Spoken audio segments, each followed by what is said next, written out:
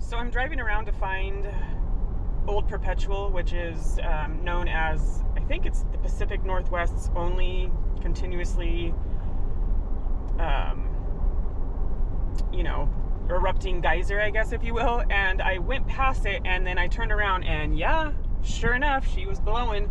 So I don't know how to get in here necessarily, but I'm gonna pull off to the side of the road, and we'll see if she does it again. It says trespassing, no trespassing, but it also said that it was open to the public, so I don't know.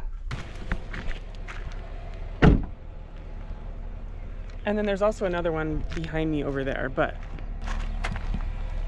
oh.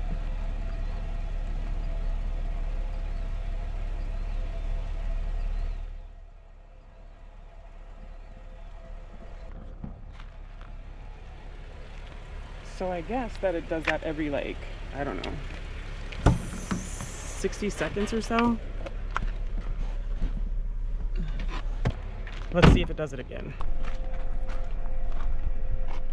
So this place is located just 2 miles north of Lakewood, Oregon, and it's a hot spring known as Hunter's Hot Spring.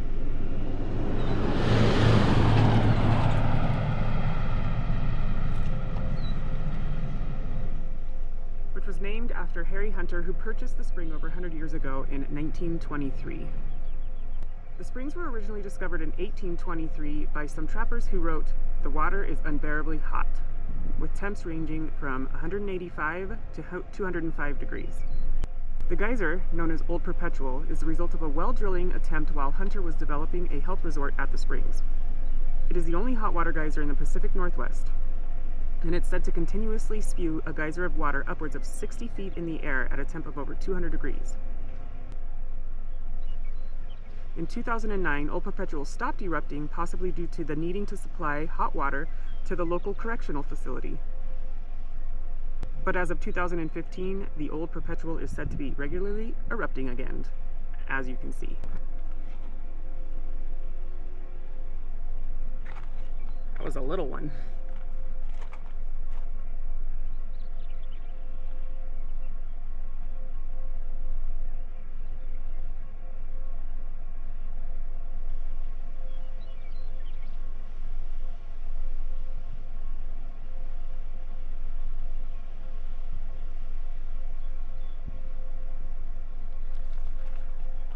How fun is that?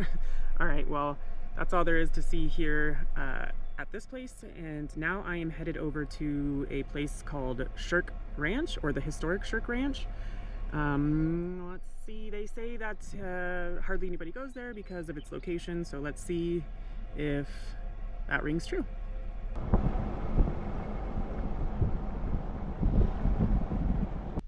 So I just turned off the highway and I am on the BLM road that takes you to Shrik Ranch.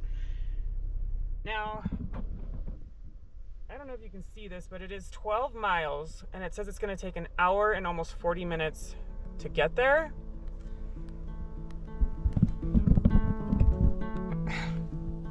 So we'll see. Here we go.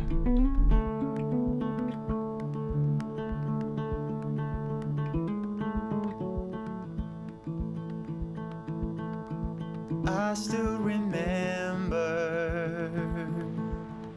the day that you came.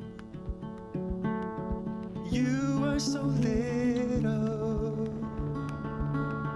For me it's just a day. Now you're all grown up, tall as a tree, strong as a wolf pup, faster than me. So if you're worried that a chance will pass you by. So I pull up and the cows over there are staring at me. Hopefully they can't come in this area because in general cows are kind of scary. But yeah, this place is cool. So the road in, not bad. Everything I read said that it's that you need high clearance to make it out here, and I just don't think that's the case. If you are just careful, you should be fine. Could I have aired down? Sure. Did I? No. But I'm gonna get some things and then I'm gonna take a walk around. I see you're struggling with the troubles of youth, the hearts that you're juggling, this possession of truth. And if you're worried that a chance will pass you by,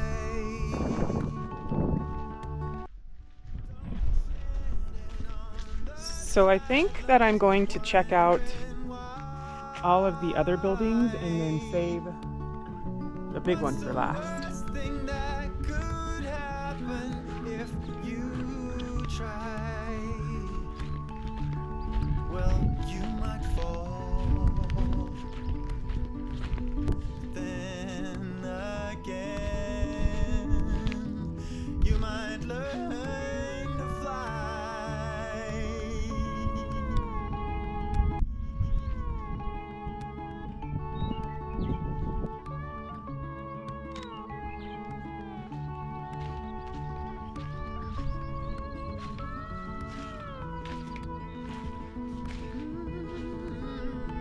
If you worry that a chance will pass you by, and don't be standing on the sidelines wondering why. What's the worst thing that could happen if you try? Whoa, what's the worst thing that could happen if you try? Well, you could fall, but then again, you might learn to fly.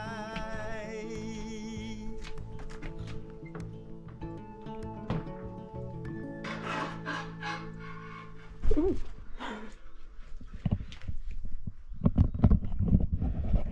That bird scared me. So, David Sherk purchased the property known as Shrik Ranch in 1883 from William Heron. When he purchased the land, there was a house and 2 sheds from one of the previous owners. In 1989, Sherk shot and killed a man who in Cutlow Valley worked for a neighboring rancher, but was tried and later acquitted. After the trial, he moved his family to what is now known as Shrik Ranch. He later sold the property in 1914 to Lake County Land and Livestock Company, which expanded their grazing rights. In 1928, the property was sold to partners Mitchell and McDonald, to which the property was foreclosed on that same year. The property was later leased to a man named Zetas Spalding, who was the husband of Olive, David Shirk's daughter. Even though the BLM acquired the land in 1942, they lived here until his death in 1945. In 2009, it was listed on the National Register of Historic Places. I absolutely love that places like this still exist. Literally out in the middle of nowhere, 10-mile one-way in dirt road, so 20 miles both ways, round trip.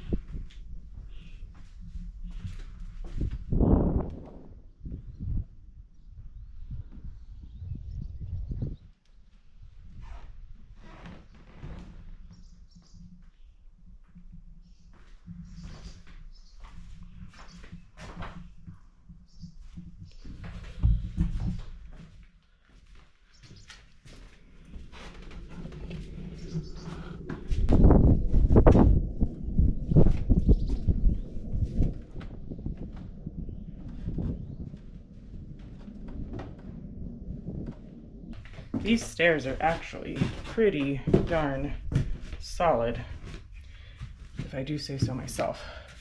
So upstairs, it looks like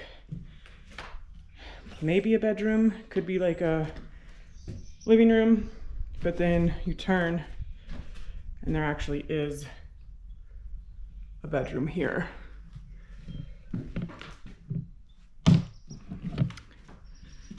So this could have been anything, really.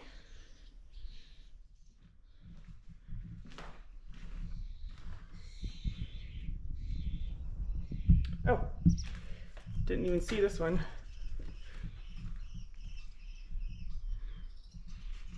So it looks like 2 bedrooms upstairs and probably another living area with a door.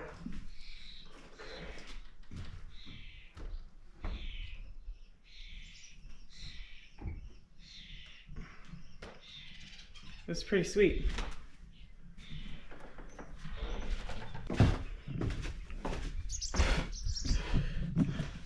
The birds are all in and out of this place. There's so many nests and bird poop and all the things, but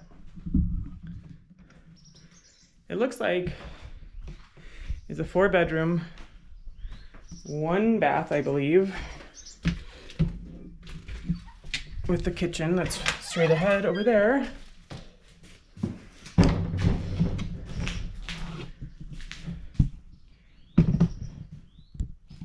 And there are lots of magazines in here, but I don't know what date they're from.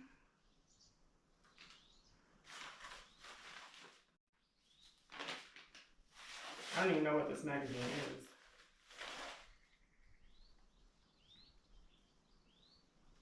When W.T. Williams was 21, he homesteaded 160 Idaho acres that could barely grow tumbleweed. Now his ranch pushes the horizons.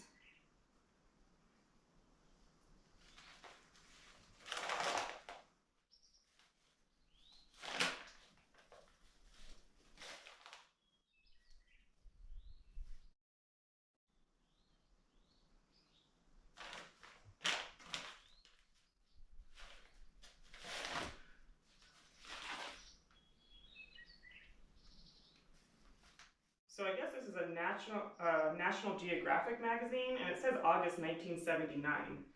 So pretty old.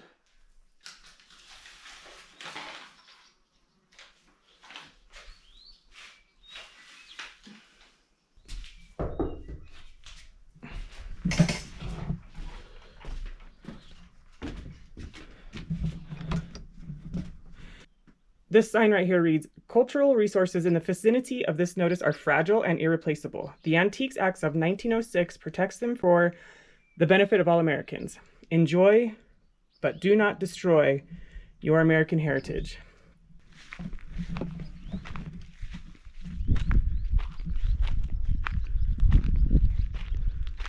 Check out this building over here really quick, and then we'll chat about Shrik Ranch.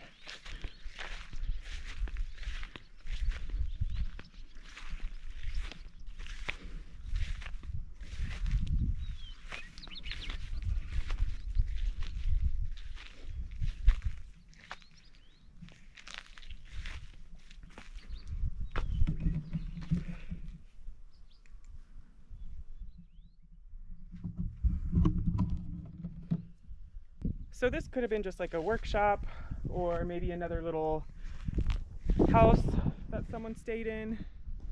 I'm gonna go on the other side over here because there's another opening and see if that's a loft up there. And it's not, like I said, the road in, anybody can drive the road in. Just be aware of any ruts or rocks that may be in the way. Well, on that note, I've got places to be. What is stated on the website. So if you're from an area, which I think you have to specifically be in the area to come here, because there's nothing around here, I would definitely recommend checking this place out. It's quiet. You do hear some airplanes. You do hear some cows, but other than that, it's just you and the birds.